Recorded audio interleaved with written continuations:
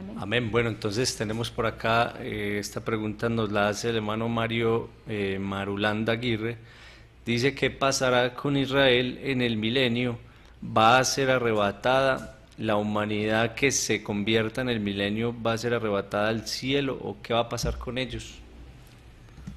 La palabra arrebatamiento no cabe allí para la gente del milenio. Hay un solo arrebatamiento y es el de la iglesia del Señor. Arrebatamiento pues para subir al encuentro del Señor. El de Primera de Tesalonicenses capítulo 4 versos 16 y 17 es el único arrebatamiento que hay. Israel va a ser recogido, como vimos en un episodio también anterior, de entre las naciones para ser traídos a Israel, y ese procedimiento pues ya comenzó desde el 14 de mayo del 48 cuando se creó el Estado de Israel. La gente del milenio, es decir, tanto judíos, es decir, aquí, tanto Israel como las naciones que hubieran sido salvas para el tiempo del milenio, no hay un arrebatamiento, sino que con lo que termina el milenio es con el juicio final. Apocalipsis capítulo 20, verso 11 dice, vi un trono blanco delante del cual huyeron el cielo y la tierra.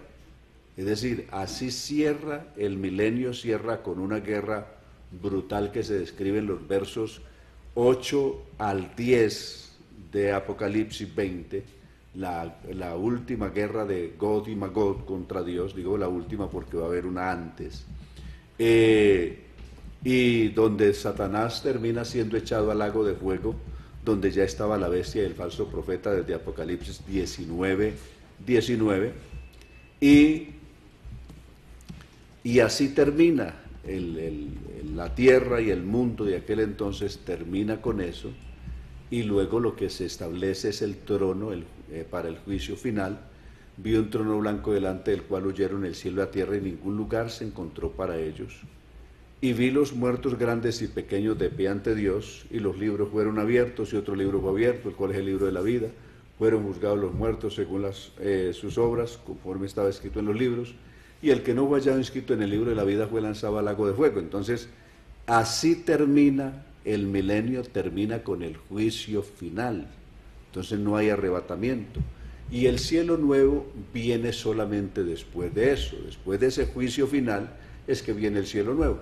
Apocalipsis capítulo 21 comienza diciendo, vi un cielo nuevo y una tierra nueva, porque el primer cielo y la primera tierra pasaron y el mar ya no existía más. Entonces, cielo nuevo y tierra nueva vienen después del juicio final. Entonces no hay ninguna forma de decir que Israel en el milenio va a ser arrebatado, que las naciones que sean salvas van a ser arrebatadas, porque ese término no se usa ya, no se va a usar en ese tiempo, porque esta era va a terminar es con el juicio final.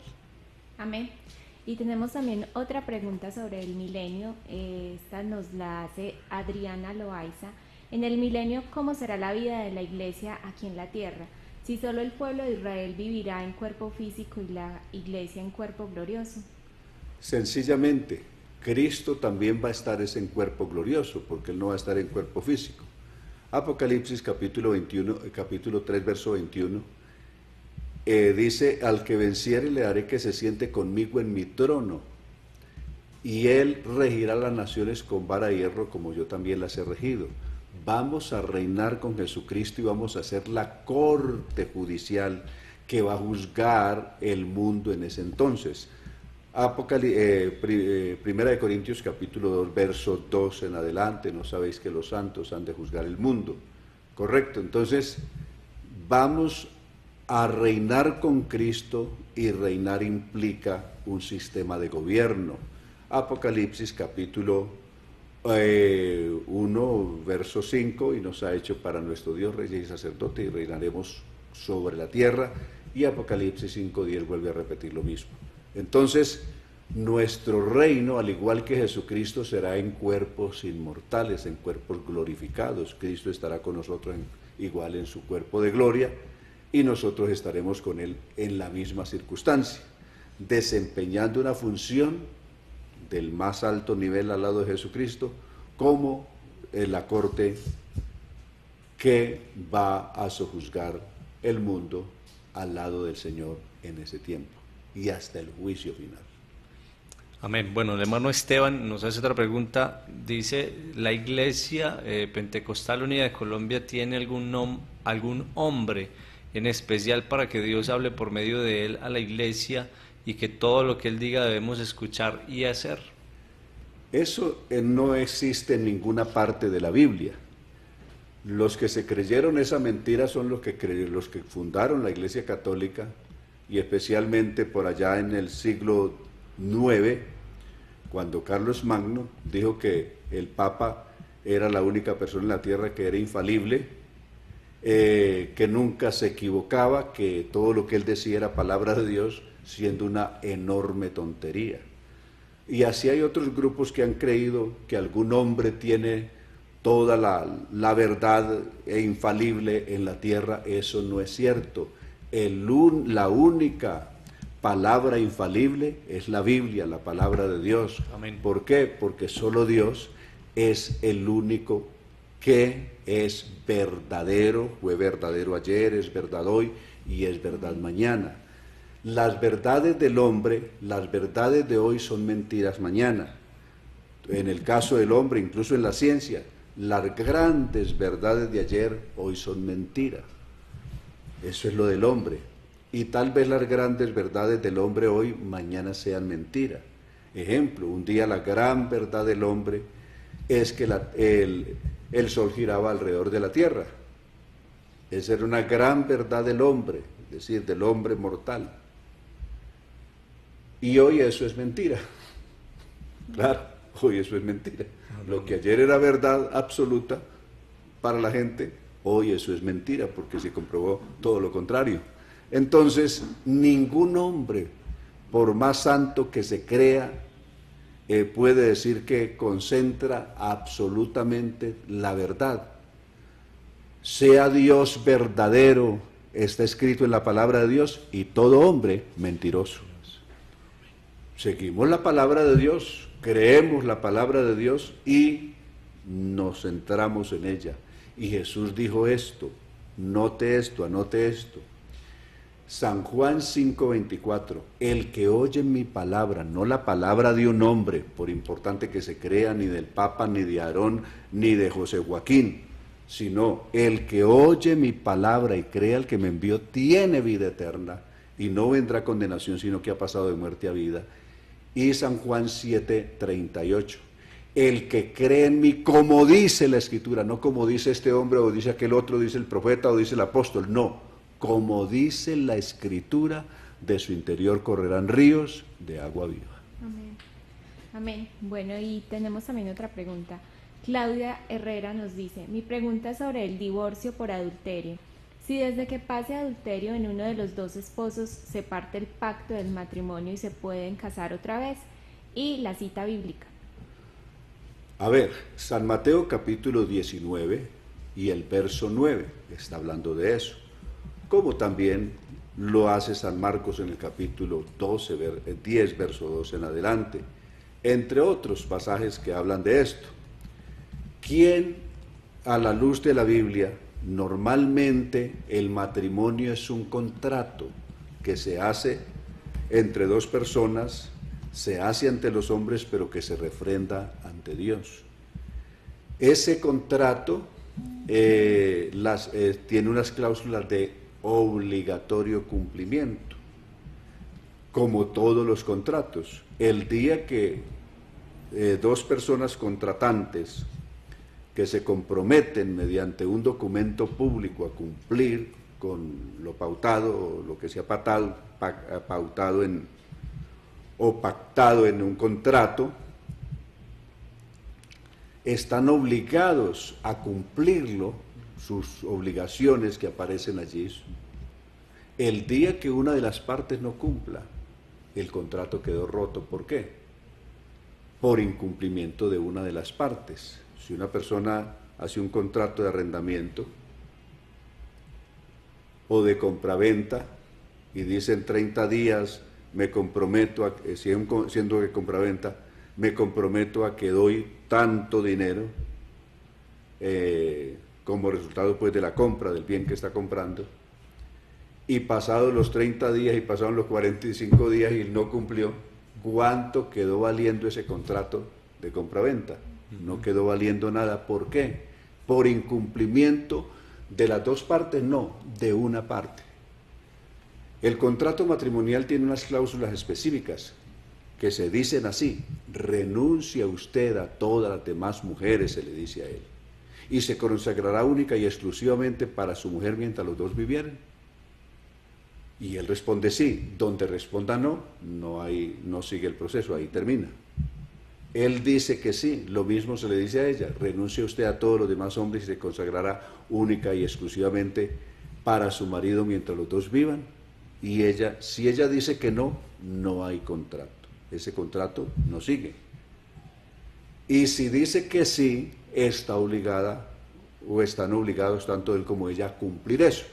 El día que una de esas partes no cumple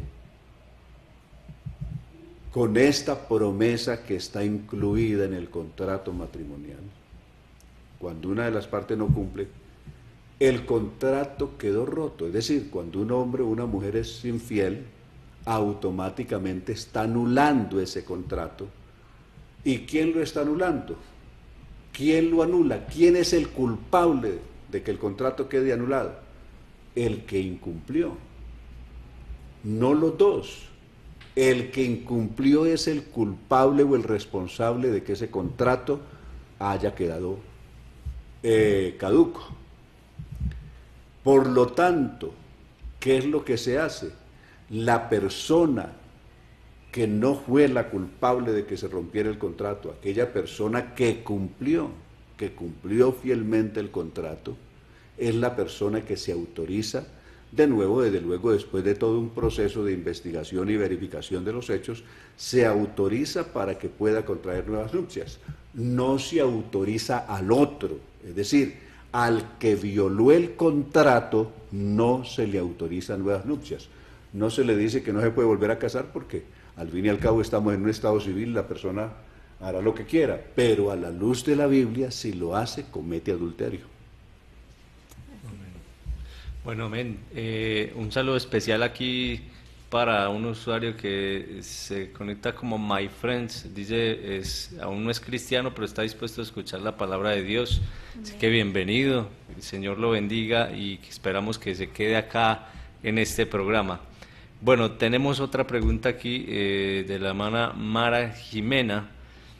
Y dice, ¿y qué hay de los libros apócrifos? ¿Será prudente estudiarlos o cuál debe ser nuestra postura cuando alguien nos pregunta sobre ellos? Sencillamente, lo mejor es estudiarlos. Cuando usted los lee, entonces conoce por qué no fueron tenidos en cuenta en el canon o metidos en el canon legal o autorizado. Cada uno de los libros, ejemplo, Tobit. Tobit es la historia de un hombre que amaba mucho a su padre y su padre había envejecido. Y recurrió por allá a unas fórmulas de la superstición para supuestamente sanar los ojos de su anciano padre, del hígado, del pescado, toda una cantidad de ritos que eran supersticiosos. El mismo libro, en la introducción, ahí, en la introducción del libro, dice, este libro no fue tenido en cuenta en el canon sagrado. Es decir, cada libro, él mismo en su introducción dice, este libro no pertenece a los libros canónicos, sino que pertenece a un grupo de libros que se llama pseudocanónico, es decir, no reconocidos. Lo mismo pasa con Judí. Judí es una historia, es un libro de historia patria de Israel, como la historia de Simón Bolívar en Colombia o la historia de otras mujeres que fueron grandes en la lucha de emancipación de estos países. Pero eso es historia patria. Es el caso de Judí. Se dice de Judí que fue una mujer judía, una joven judía, que haciendo una cosa muy parecida a lo que hizo Jaén por allá en los tiempos de Débora, del libro de Jueces, se fue hasta un país vecino donde reinaba su enemigo, al país de de Betulia, que hoy es Siria, y mediante ciertos tramas logró ganarse la confianza de este rey y luego le cortó la cabeza y regresó a su pueblo, huyó y regresó a su pueblo con la cabeza de su enemigo, del rey enemigo de su pueblo. Esto es historia patria. ¿Qué aporta eso a la revelación divina? Es decir, ¿qué aporta esto a la revelación divina? Pues no aporta nada. Entonces simplemente es la historia de una heroína que hizo un hecho valeroso que llamó la atención y es bueno como historia patria de Israel, pero a la revelación divina no le aporta nada. El caso de Baruch, ¿qué es lo que hace Baruch? Repite realmente lo que ya estaba escrito en el libro de Jeremías, recordando que Baruch fue el escriba como el secretario del profeta Jeremías, y realmente lo que aparece en su libro es lo que ya aparece en el libro de Jeremías, no aporta nada, por lo tanto no se consideró que fuera justo declararlo como un libro canónico, cuando lo que está diciendo simplemente es una repetición que ya está en el libro de Jeremías y que él mismo lo había escrito como secretario de Jeremías. Entonces por eso no se tuvo en cuenta.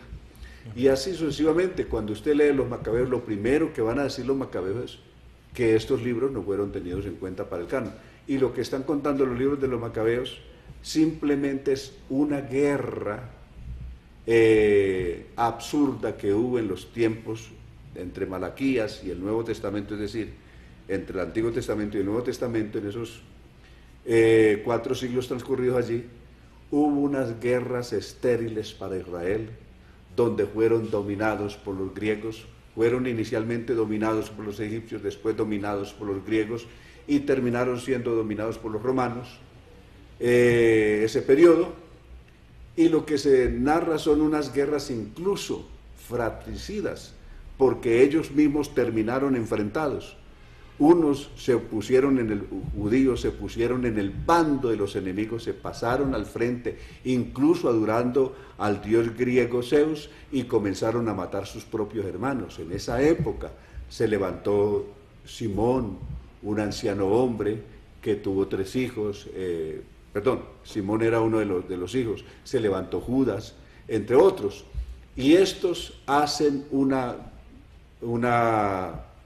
o se arman en las montañas de Israel para tratar de expulsar a los griegos de su territorio, de la ciudad de Jerusalén, destruir el altar del dios Zeus que lo habían puesto sobre el lugar santísimo en Jerusalén y todo eso, y lo lograron por un tiempo. Entonces simplemente es historia patria de Israel. Entonces, que si es bueno saberlo, claro, léalo, y cuando usted lo lee, tiene mayor autoridad para decirle a la gente por qué eso no le aporta nada a la revelación divina. Amén, así es. Bueno, vamos con otra pregunta, esta nos la hace Carlos Triviño. ¿Quiénes son la multitud que están vestidos de ropa blanca que han salido de la gran tribulación? En el caso de Israel, es decir, el capítulo 7 de Apocalipsis no hay que partirlo, el capítulo 7 de Apocalipsis es una sola pieza y no se puede partir. Está hablando de un evento que va a ocurrir en el tiempo de la gran tribulación. Los 144,000 que reciben un sello de Dios, del Dios Altísimo, para que las plagas que vendrán sobre el mundo en ese tiempo de la gran tribulación no les haga daño a ellos, son 144,000 y cada de los judíos, 12,000 de cada una de las tribus de Israel. No pertenece a las tribus de los mormones ni de los testigos contra Jehová, sino ahí dice específicamente y menciona las 12 tribus de Israel a las que pertenecen, a las que pertenecerán esos 144,000. Estos 144,000 pertenecen a la vez a la primera gran conversión que va a vivir Israel, especialmente los judíos que viven en Jerusalén, se van a volver a Dios en el tiempo de la gran tribulación, como está escrito en cantidad de pasajes de la Biblia, entre ellos Daniel capítulo 12, verso 1 y 2, el libro de Jeremías capítulo 30 verso 7, entre otros muchos más, de Romanos capítulo 11, 26 y muchos otros. El mismo tabernáculo, cuando Dios renueve el tabernáculo de David que está caído, que mencionamos en el episodio anterior, que ya lo citamos con sus contextos. Entonces Israel se vuelve a Dios en ese tiempo de la gran tribulación, pero la primera gran conversión se va a dar de los judíos que viven en Israel. De esos primeros judíos que viven en Israel, que se van a convertir al Señor, Dios escogerá 144,000 para que prediquen el evangelio del reino de Dios en todo el mundo de aquel entonces. ¿Cuál es su primer objetivo de ellos? Anunciarles el mensaje al resto de sus hermanos dispersos por el mundo. Isaías capítulo 66, verso 18 en adelante.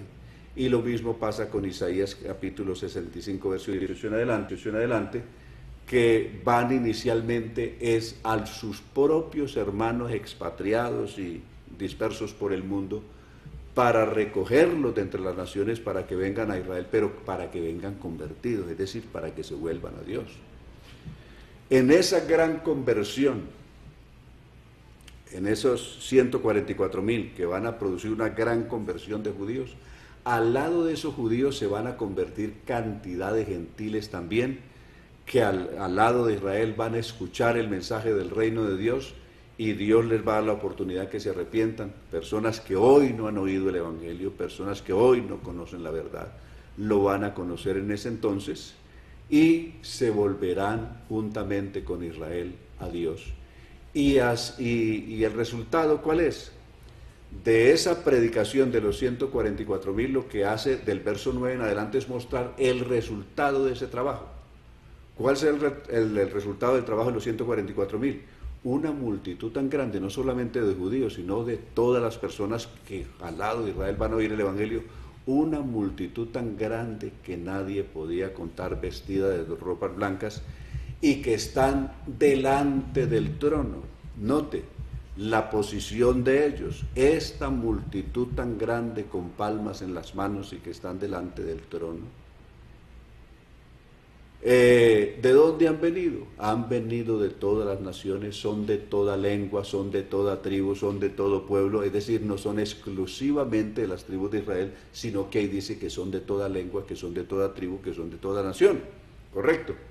Es una gran conversión universal de personas de todo el mundo que se va a convertir a Dios.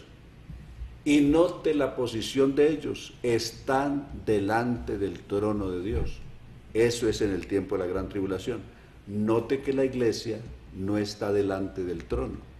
Apocalipsis capítulo 3, 21, al que venciere le daré que se siente conmigo en mi trono. La iglesia no es esa multitud de arropadas, porque la iglesia está con Cristo, está con Cristo desde mucho tiempo atrás. Y la iglesia va a estar sentada es con Cristo en su trono y no delante del trono como la multitud de ropas blancas de Apocalipsis 7. Amén. Bueno, faltan todavía 2 preguntas, pero vamos a contestarlas rápidamente. Enio Biafara nos pregunta, Juan dijo en Juan 1:33, y yo no le conocía, pero el que me envió a bautizar en agua me dijo, aquel sobre quien veas el Espíritu descender y posarse sobre él, este es el que bautiza en el Espíritu Santo. ¿En qué parte de la Biblia o en qué momento podemos ver que se le es dicho esto? No existe un registro de decir, en este momentico, en este instante, ocurrió que Dios le está hablando a Juan. No. Juan, en su intimidad con Dios, en un momento dado, recibe esas instrucciones de parte del Señor. Por eso San Juan capítulo 1, verso 6 dice, hubo un hombre enviado por Dios, el cual se llamaba Juan. Enviado es alguien que viene con una misión específica y que Dios envió con una misión ya es preestablecida, con una labor que él... Entonces eso es lo que dice San Juan 1:6. Hubo un hombre enviado por Dios. A él no lo envió ninguna religión, no lo enviaron los esenios como algunos dicen, no. lo envió Dios. Hubo un hombre enviado por Dios, el cual se llamaba Juan. Este vino para que diese testimonio de la luz. Él no era la luz, él vino para dar testimonio de la luz. Amén. ¿De cuál luz dice? De aquella luz verdadera que alumbra a todo hombre y que venía a este mundo. Amén. Eso es lo concreto. Amén. Y tenemos la última pregunta, nos la hace el hermano Libardo Benítez. Dice sobre el diezmo, lo que hablamos en Hechos 15 del Concilio de Jerusalén, esas 4 cosas no habla que los gentiles no deben dar el diezmo según Hebreos 7.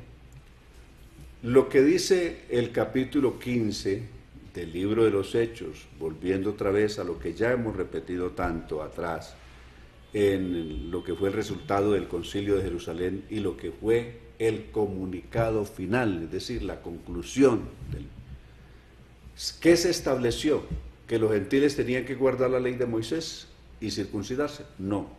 De las cosas de la ley, de las cosas propias de la ley, solamente se le mandó observar 4 cosas de la ley.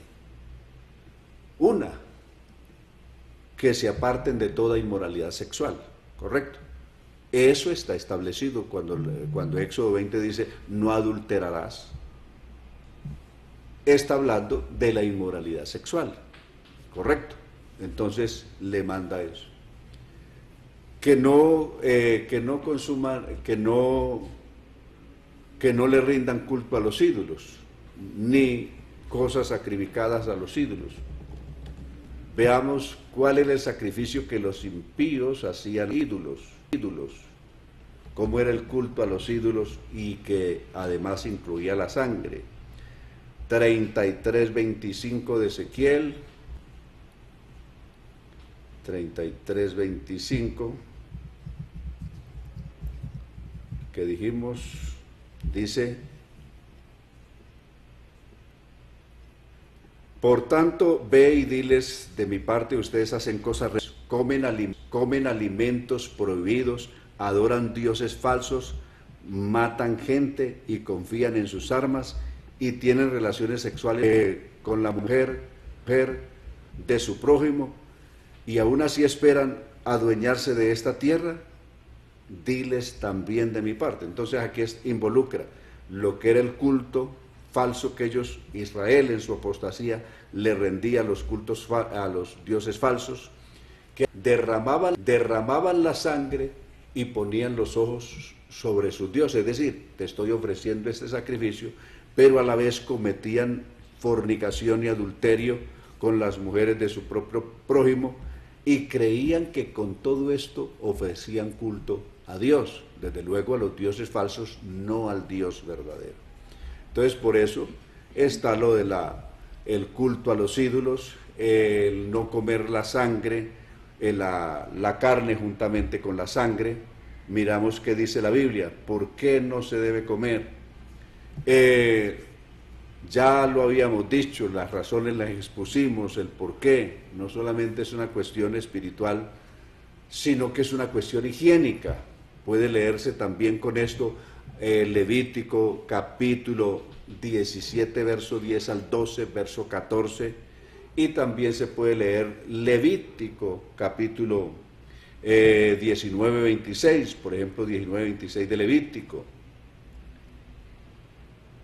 que dijo lo siguiente: no coman nada que tenga sangre, no practiquen ninguna clase de brujería. Entonces, la idolatría, no solamente se les prohíbe comer sangre, sino la idolatría está unida a la brujería. Por eso no rindieran culto a los ídolos, por eso no comieran sangre. Ya vimos que es una cuestión aparte espiritual, es una cuestión higiénica. Y esas son las cosas que se le mandó, ni animales ahogados por la misma razón, porque mueren con toda su sangre dispersa en su carne. Ahora, esas cosas las mandaba la ley, y de todas las 610 ordenanzas que aparecen en la ley, solamente se le mandó a los gentiles que guardaran 4. ¿Por qué no habla nada de los diezmos? Es que los diezmos no pertenecieron nunca a la ley. Los diezmos no vinieron con la ley, los diezmos existían antes de que existiera la ley. ¿Quién fue el primero que diezmó? Abraham, según Génesis 14:20, es el primero en diezmar. ¿Qué otro habla de los diezmos? Habló Jacob en el capítulo 28, verso 10 en adelante del libro de Génesis, concretamente el verso 22. Entonces, esto es muy antes que existiera la ley, ya que los diezmos no son una ley. Lo que hizo la ley fue regularlos, pero esto existía ya que los diezmos pertenecen a una actitud de un corazón agradecido para con Dios y no a alguien que tiene una ley de estricto cumplimiento que le hayan establecido. Entonces una persona no diezma porque le establecieron una ley que tiene que hacerlo, sino que lo hace de corazón espontáneamente porque Dios ama al dador alegre, no al que tiene una ley ahí que si no lo hace entonces vea. No, Dios ama al dador alegre. Por eso al mandar estas cosas, 4 cosas, observancias de la ley, no incluye los diezmos por muchas razones, pero la principal, porque los diezmos no pertenecen a la ley, sino a la fe. Amén. Bueno, hasta aquí las preguntas y vamos entonces a iniciar con nuestra lectura. Recordemos que en el episodio anterior quedamos en Hechos capítulo 16 hasta el versículo 10 y vamos a iniciar entonces la lectura en Hechos capítulo 16 versículo 11. Zarpando pues de Troas vinimos con rumbo directo a Samotracia y el día siguiente a Neápolis y de allí a Filipos, que es la primera ciudad de la provincia de Macedonia y una colonia, y estuvimos en aquella ciudad algunos días. Y un día de reposo salimos fuera de la puerta, junto al río, donde solía hacerse la oración, y sentándonos hablamos a las mujeres que se habían reunido. Entonces una mujer llamada Lidia, vendedora de púrpura, de la ciudad de Tiatira, que adoraba a Dios, estaba oyendo. Y el Señor abrió el corazón de ella para que estuviese atenta a lo que Pablo decía. Y cuando fue bautizada y su familia, nos rogó diciendo: si habéis juzgado que yo sea fiel al Señor, entrad en mi casa y posad. Y nos obligó a quedarnos. Amén. Amén. Gracias a Dios. Usted, hermano Fran, tenía un mapa sobre esto. Amén. Entonces, mientras que el hermano entra ya en este tema, vamos a proyectar un mapa que tenemos acá sobre el viaje que hizo Pablo. Si se fijan ahí, ustedes pueden ver los numeritos en los que se sacan ahí al lado izquierdo ya en un circulito.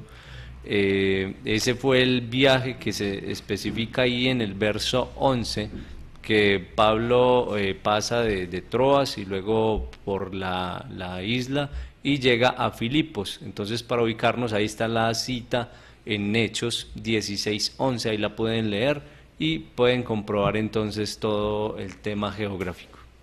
Muy bien, gracias a Dios, sí. Entonces, por primera vez se va a pasar, hasta aquí se había predicado el Evangelio en la parte oriental del mundo. Asia es oriente. Lo que hoy llamamos Asia es oriente, no lo que llamaban Asia en aquel entonces porque era solamente una partecita de Turquía.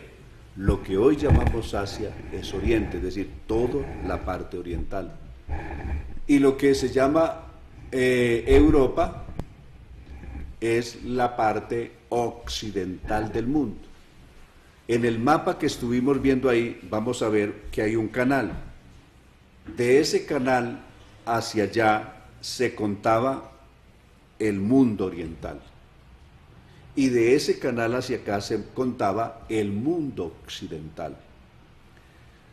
El primer territorio que queda, es decir, Turquía, gran parte de Turquía está ubicado en lo que es Oriente, es decir, en lo que es Asia. Y de ahí hacia acá lo que sigue ya es Europa, ya comienza Grecia, ya vamos a ver a Grecia, veremos a Italia, veremos, en fin. Entonces, de ahí para acá comienza el mundo occidental. Entonces, por primera vez el mundo occidental va a oír el Evangelio cuando Pablo, dejando todo lo que era Israel y dejando lo que hoy es Turquía, ingresa o pasa a este lado del mundo a lo que hoy es Europa y a lo que hoy es Grecia, ya que Macedonia, no el país de Macedonia, hay Macedonia país, y hay Macedonia una región o provincia de la actual Grecia. Esta región de Macedonia hace parte aún hoy integral del país de Grecia, distinto del país de Macedonia, que es un país aparte que nada tiene que ver con los griegos. Entonces, hacemos esa claridad geográfica, Amén. una precisión geográfica. Al partir de ahí, Pablo va a llegar y llega a la ciudad de Filipo.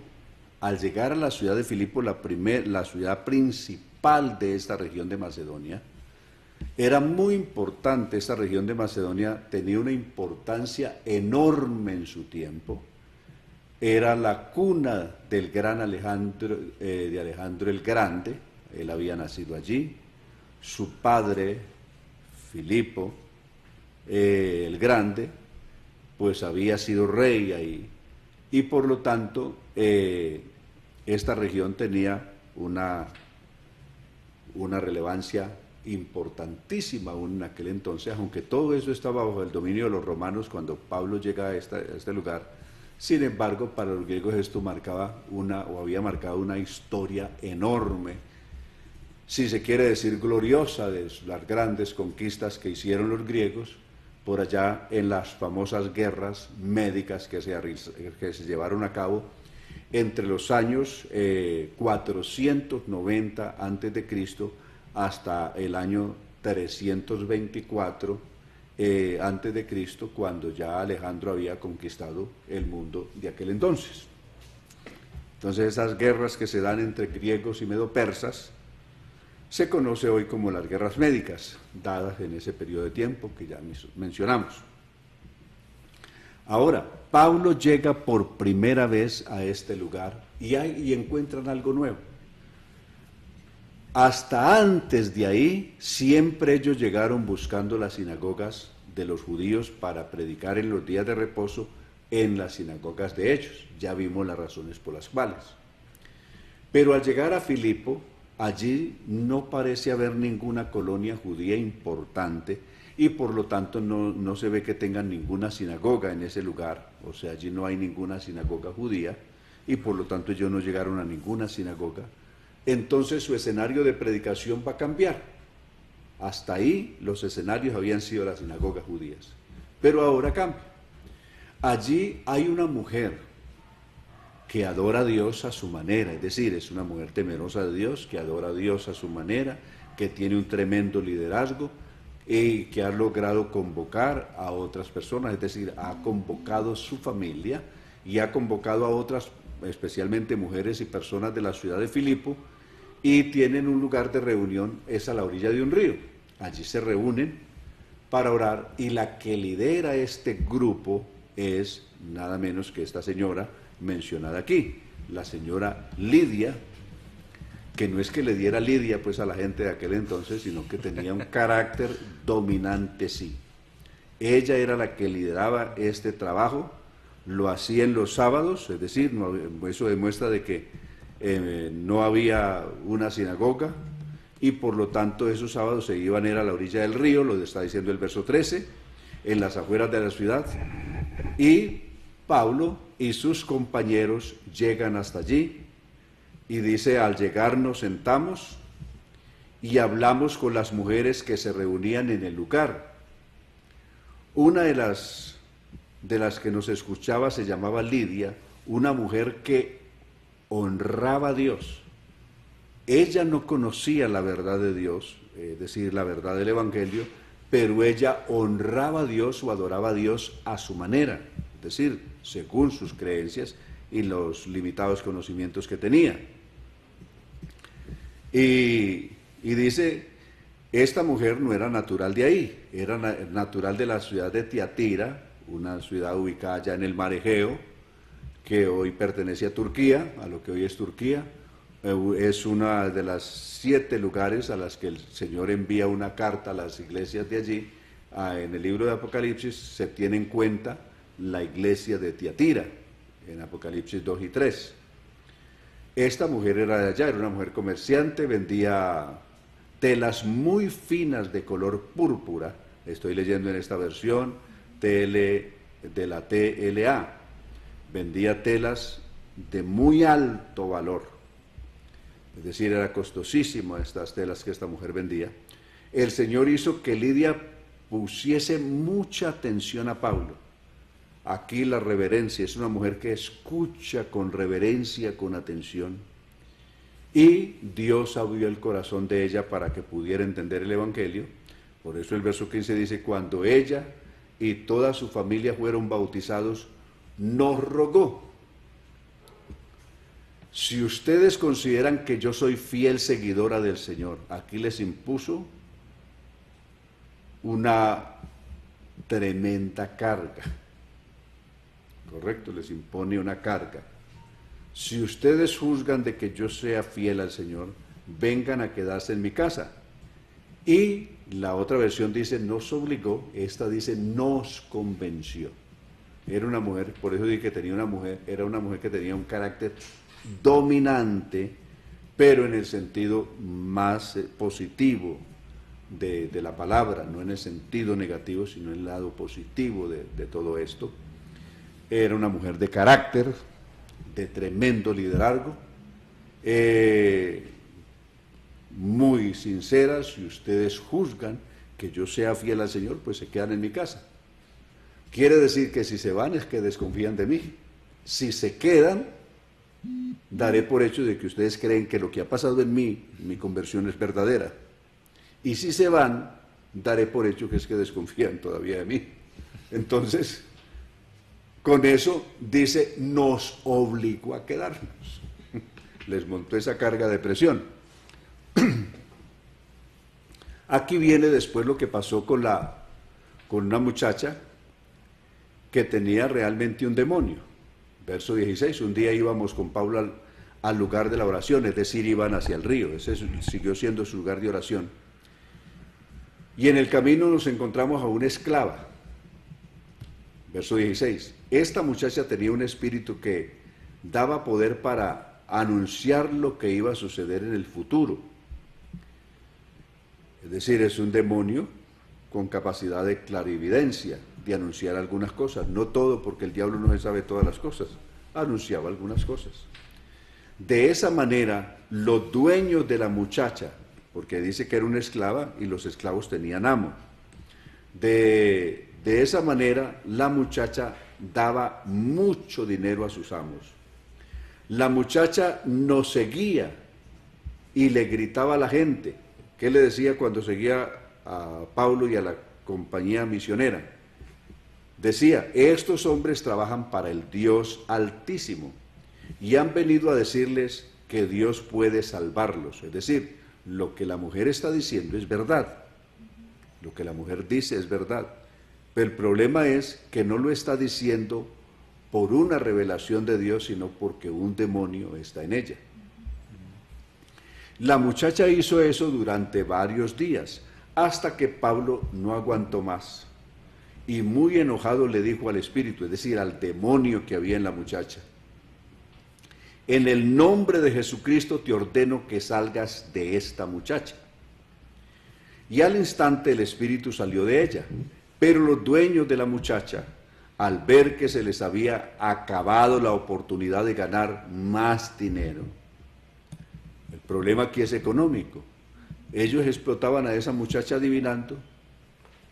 Ella lo hacía por un demonio que había en ella. Cuando Pablo reprende el demonio y el demonio sale de la muchacha, pues la muchacha se le acaba el don de adivinación y de profecía y ya no puede profetizar nada. Negocio. Claro, entonces el negocio a los que eran dueños de esta esclava que la explotaban, se les dañó. Entonces, furiosos buscan una manera de cobrar venganza contra Pablo por lo que les hizo. de dañarle su negocio. Entonces, ¿qué hicieron? Reunieron a las autoridades en la plaza principal, así cierra el verso 19, y el 20 dice, y allí le dijeron a los jueces, es decir, los juicios en aquel entonces se hacían en público, allí le dijeron a los jueces, estos judíos están causando problemas en nuestra ciudad, enseñando costumbres que nosotros los romanos no podemos aceptar ni seguir. Aquí ellos le meten una cuestión cultural para tratar de ganar ventaja. Dice, estos judíos nos están enseñando costumbres contrarias a las costumbres romanas. Ellos se daban, aunque eran griegos, se habían dado al culto de los dioses y de toda la religiosidad romana, de toda la mitología romana. Ellos se habían entregado a esto, y dice, y esto nos están enseñando cosas contrarias a las creencias y a las costumbres romanas que nosotros tenemos, y no las podemos seguir. Aquí viene una acusación que va a tener problemas legales. Notemos una cosa, la compañía misionera, como vimos a partir de Hechos capítulo 16, no solamente estaba integrada por Pablo y Silas. La compañía misionera está integrada también, es decir, desde el verso 1 en adelante, está integrada por Lucas, que se sumó a esta excursión. Está integrada por Timoteo, aquel joven que llevaron también en reemplazo de Marcos, que los llevaron con ellos, que daban un buen testimonio. Silas, desde luego, iba con Priscila, que era su mujer. Es decir, el equipo misionero era un equipo grande. ¿Por qué ponen en la cárcel solamente a Pablo y a Silas? ¿Y por qué no pusieron al resto de la compañía misionera? Eso es lo que vamos a ver. Amén. Ocurre que Lucas era griego, era ciudadano romano, no era judío. Entonces, como tal, la acusación que estos habían hecho contra judíos no le cae a Lucas porque él no era judío, él era griego. No le cae a Timoteo, ¿por qué? Porque Timoteo también es griego. Recuerden que el padre de Timoteo era griego. Su mamá era judía, pero su padre era griego. Entonces, esa acusación no abarca a Timoteo, por lo tanto, no lo pueden encarcelar, porque la acusación era expresamente contra Pablo y Silas, que eran reconocidos como judíos. No van a poner a Priscila en la cárcel, aunque era judía, pues era una dama, y esta acusación no la podía cobijar a ella.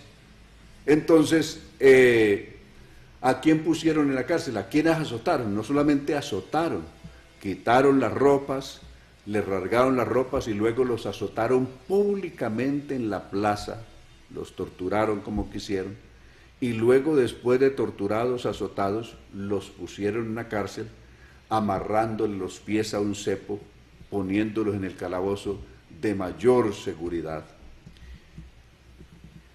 Esto tiene problemas. ¿Por qué? Porque si bien Pablo y Silas eran judíos, también eran ciudadanos romanos. Y ningún ciudadano romano podía ser martirizado ni enjuiciarse en público sin un permiso del emperador. Aquí no había permiso de ningún emperador, fue una cuestión que ellos tomaron y la hicieron los jueces por complacer al pueblo. Por eso esto tendrá problemas legales. Ellos no sabían, los jueces que juzgaron en esa plaza, no sabían que Pablo y Silas también eran romanos como el resto de la compañía. Lo van a saber después y lo van a lamentar. Entonces, finalmente, ¿qué pasa? Le dan una orden al carcelero, lo entregan a los soldados para que los castiguen y los lleven después a la cárcel, según el verso 23, después de golpearlos bastante. Note que no dice Lucas nos golpearon, él no se incluye, después los golpearon, está hablando. Los soldados los metieron en la cárcel y ordenaron al carcelero que los vigilara muy bien. El carcelero los puso, dice, no nos puso. Por eso Lucas y el resto, la claridad que estoy haciendo, no fue puesto. En lo más escondido de la prisión, y le sujetaron los pies con piezas de madera grandes y pesadas. Eran los que se conocía como grillos. Cerca de la medianoche, Pablo y Silas oraban y cantaban alabanzas a Dios. ¿Quiénes cantaban? Solamente ellos, porque solamente ellos estaban en la cárcel. Mientras los otros prisioneros escuchaban, de repente un fuerte temblor sacudió con violencia las paredes y los cimientos de la cárcel. En ese mismo instante todas las puertas de la cárcel se abrieron y las cadenas de los presos se soltaron, incluyendo los grillos, aquellas piezas de madera pesada con las que habían atado los pies de Pablo y de Silas. Cuando el carcelero, verso 27, despertó y vio las puertas abiertas, pensó que los prisioneros habían escapado. Sacó entonces su espada para matarse, pero Pablo le gritó: no te mates, todos estamos aquí. Note ese grito: no te mates, todos estamos aquí. Es decir, aunque todas las puertas estaban abiertas, aunque no solamente ellos, sino todos los presos que habían en esa cárcel, que podían haber sido muchos, habían quedado en libertad y las puertas abiertas. Es decir, fue tan fuerte el susto de lo que había pasado, y estaban todavía perplejos, que nadie se atrevió a huir. Entonces Pablo le dice: no te mates, que todos estamos aquí.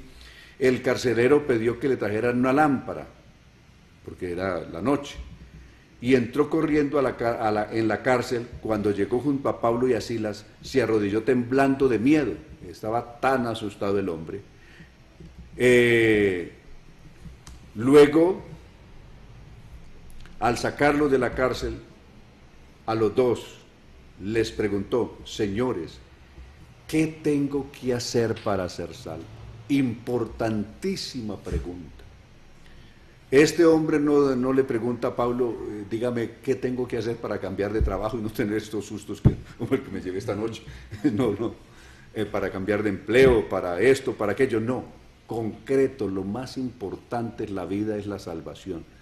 ¿Qué necesito hacer para ser salvo? Ellos le respondieron: cree en el Señor Jesús y serás salvo tú y tu familia. Estoy leyendo esta versión. Cree en el Señor Jesús y tu familia, y tú y tu familia se salvarán. Esto no es una promesa como algunos han creído, que cuando alguien cree en el Señor toda su familia va a ser salva. No, la salvación es individual. El que crea y sea bautizado será salvo. San Marcos capítulo 16, verso 16, y San Mateo capítulo 16, verso 24. Si alguno quiere venir en pos de mí, niéguese a sí mismo, tome su cruz y sígame. La salvación en todos los casos es individual. ¿Por qué se le dice a este hombre así? Porque Pablo sabía que este hombre no solamente por el Espíritu Santo sabía que no solamente se convertiría este hombre, sino que toda su familia también se convertiría. ¿Por qué? Esto obedecía a la visión que él había tenido cuando vio el varón macedonio en la visión en el principio del capítulo, diciéndole: pasa a nosotros y ayúdanos. Perdón. Pasa a nosotros y ayúdanos, dijo el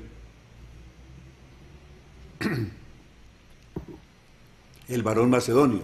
No dijo: pasa a mí y ayúdame. No era un individuo, era un grupo. Pasa a nosotros y ayúdanos. Ahora Pablo esa noche sabe quién es el varón macedonio. Es este carcelero. ¿A quién es que va a ayudar? Lo va a ayudar a él y lo va a ayudar a su familia. El hecho se confirma con lo que sigue. Pablo y Silas compartieron el mensaje del Señor con el carcelero. Note, lo llevó esa noche a su casa. Lo saca de la cárcel, lo lleva a la casa de él. Pablo y Silas compartieron el mensaje del Señor con el carcelero y con todos los que estaban en su casa. Después, cuando todavía era la noche, el carcelero llevó a Pablo y a Silas otra vez al lugar allí le lavó las heridas, es decir, les lava las heridas. Luego Pablo y Silas bautizaron al carcelero y a toda su familia. El carcelero es que los llevó de nuevo a su casa, les dio de comer, y él y su familia estaban muy felices de haber creído a Dios. Toda esta familia no solamente cree, sino que todos se bautizan esa misma noche en el nombre del Señor Jesús, quizá en el mismo río donde hacían la oración. Pero note esto, después de haber hecho todo eso, de bautizarse, de comer juntos esa madrugada, el carcelero, por cumplimiento de sus obligaciones, llevó a Pablo y a Silas de nuevo a la cárcel. Es decir, los regresa a la cárcel. Por eso va a venir lo que va a pasar a partir del verso 35. Por la mañana los jueces enviaron unos guardias a decirle al carcelero, es decir, al carcelero es a este que ya estaba recién bautizado esa madrugada, y llegan los enviados de los jueces que los habían ordenado que los azotaran y que también los metieran a la cárcel. Llegaron diciendo, o los enviaron unos hombres para que dijeran que los dejara libres a Pablo y a Silas. El carcelero le dijo a Pablo, ya pueden irse tranquilos, es decir, el carcelero, que ahora es un hermano recién bautizado, le dice a Pablo y a Silas que están en la cárcel porque ellos por cumplimiento volvieron a la cárcel. Les dice, les mandan decir que se pueden ir ahora tranquilos, que los jueces me ordenaron dejarlos en libertad. No fue el carcelero que decidió dejarlos en libertad porque ya era un hermano, sino que los jueces le mandaron esa orden que los dejara en libertad. Pero aquí viene el punto, el problemita legal del que yo les había hablado. Pero Pablo le dijo a los guardias, no le dijo al carcelero, que era un hermano ya en la iglesia, sino a los enviados de los jueces. Los llamó y les dijo, mire caballero, venga por favor, y me le van a llevar esta razón a sus jefes, a sus autoridades. Vean, nosotros somos ciudadanos romanos, es decir, ustedes han cometido un horrible delito que pudiera ser demandado ante el César de Roma y ustedes serían destituidos o les serían cercenadas las cabezas por hacer una cosa indebida. Es decir, esos jueces podían incluso haber sido condenados a muerte por lo que hicieron, no contra unos judíos como ellos pensaban, sino contra unos ciudadanos romanos como eran Pablo y era Silas. No eran unos judíos rasos, eran judíos romanos. Nosotros somos ciudadanos romanos. Los jueces ordenaron que nos golpearan delante de toda la gente en la ciudad, eso era ilegal, y nos pusieran en la cárcel, sin averiguar primero si éramos culpables o inocentes, es decir, un juicio injusto.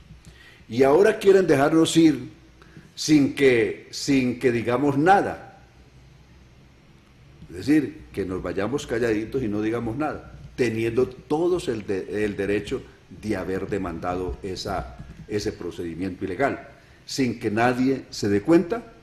Pues no, dijo Pablo, no nos vamos a ir sin que nadie nos dé cuenta. No nos iremos, que vengan ellos mismos a sacarnos, vengan, y se den cuenta del problema que metieron. Los guardias fueron y le contaron todo esto a los jueces. Al oír los jueces lo que Pablo y Silas eran ciudadanos romanos, note lo que les pasó, se asustaron mucho. Es decir, no solamente el puesto lo pueden perder, sino que pueden perder la cabeza. Entonces fueron a disculparse con ellos. Miren lo que pasó. Tuvieron que ir a disculparse con ellos. Pero esto fue bueno, ¿por qué?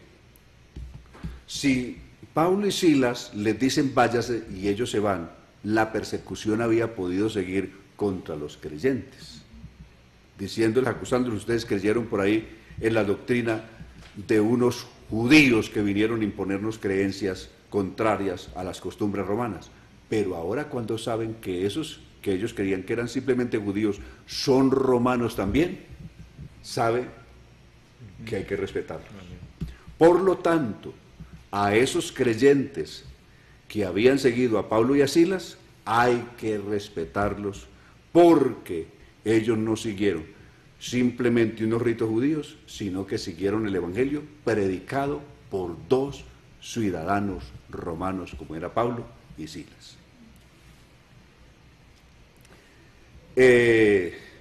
Entonces, cuando ya estos se disculparon con ellos, pues para no seguir el problema, que lo habían podido, ellos habían podido seguir un proceso, pero no se quisieron meter en más problemas, sino que dejaron las cosas así, sino que salieron de allí y se fueron a la casa de Lidia, volvieron otra vez a la casa donde habían vivido todo el tiempo que estuvieron en esta ciudad, volvieron allí. Allí se había reunido toda la iglesia, es decir, todos los convertidos, los que se habían convertido en ese tiempo al Señor, estaban allí, quizá también la familia del carcelero. Allí vieron a los miembros de la iglesia y los animaron a seguir confiando en Jesús. Luego Pablo y Silas se fueron de la ciudad, es decir, salieron no por la puerta de atrás, como querían inicialmente que ellos hubieran salido. Salieron por la puerta principal, por la puerta grande, salieron tranquilos, sin la presión de nadie y con el respeto de todos, porque ahora sabían que habían cometido un tremendo delito al azotarlos sin una orden judicial, sin haber investigado siquiera, y peor, contra dos ciudadanos romanos. Entonces, esa es la forma como concluye este capítulo 16 del libro de los Hechos por el que hemos recorrido hasta hoy.